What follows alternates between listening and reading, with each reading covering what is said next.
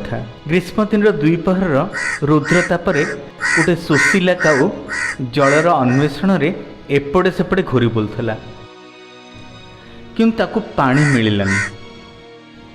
पानी पाइबा पई काऊ एपटे सेपटे उड़ी बुलुला। उड़ी उड़ी ता शोष बढ़ू थाए, ता अवस्था खराब होको लगिला।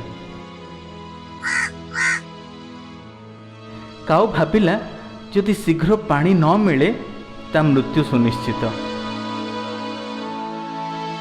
ठीक से समय ता राखी गोटे घर ऊपर पड़ला। से घर अगणा रे गोटे सुरेई उपरे ता नजर पड़ला।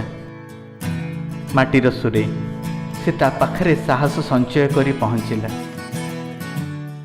किंतु ता खुशी अल्प समय पर ही थिला, कारण से माटी सुरे रे पानी तो थिला